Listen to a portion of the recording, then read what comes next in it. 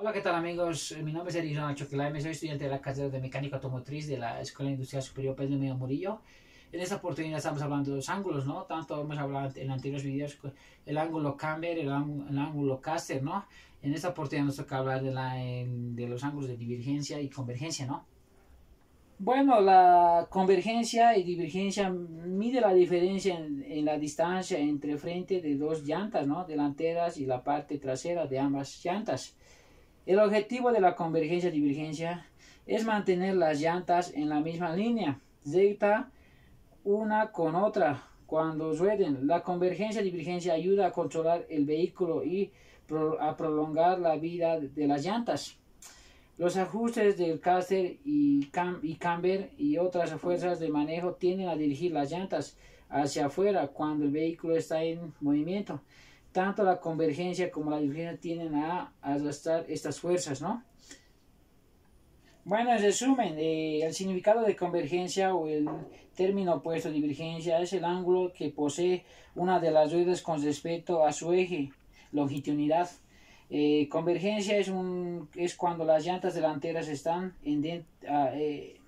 adentro, como se muestra en la... Y la divergencia sería cuando las llantas delanteras están abiertas, como se muestra en la imagen, ¿no? Bueno, este ángulo es muy importante para la buena maniobrabilidad del vehículo, ¿no? Aquí tenemos las llantas, ¿no? Que son direccionales, ¿no? Acá tenemos dos distancias, ¿no? Aquí tenemos la distancia A y la distancia B.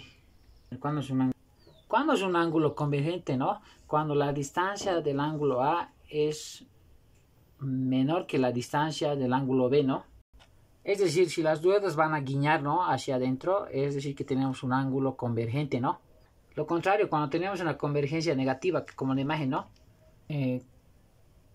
Un divergente, ¿no? La distancia A es mucho mayor que la distancia B, ¿no? Eso sería un ángulo divergente, ¿no? Es decir, si tenemos las ruedas, ¿no? Directrices guiñadas hacia afuera, ¿no? Es decir, que tenemos un ángulo divergente, ¿no? Eso sería toe in y toe on en inglés, ¿no? Más conocido como divergencia, ¿no? Esta situación es regulable para cada vehículo. En algunos vehículos tenemos la regulación de la convergencia mediante una sola base, ¿no? Y en algunos vehículos también tenemos la regulación de convergencia mediante una base, pero para cada llanta, ¿no? Eso es de acuerdo, ¿no? De acuerdo a la especificación de cada vehículo o de acuerdo a cada fabricante, ¿no? Bueno, ahora vamos a ver la relación de este ángulo de convergencia, ¿no? Si tenemos un ángulo de caída que ya me hemos visto anteriormente, ¿no? Si tenemos una caída negativa, ¿no? Nos va a generar el desgaste en la parte interior, ¿no? Puede también confundirnos con el ángulo de convergencia, ¿no?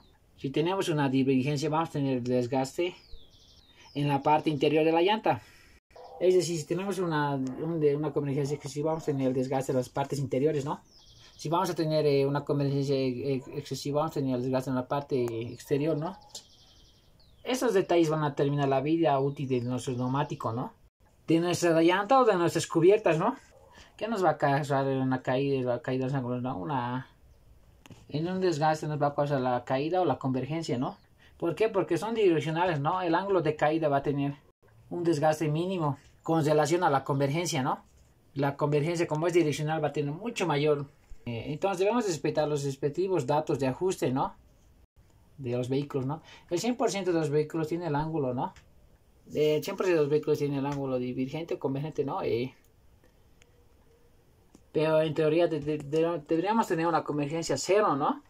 Es decir, que las llantas serían paralelas, ¿no? No nos desgastarían, ¿no? No teníamos desgaste en las cubiertas, pero eso es contraproducente, ¿no?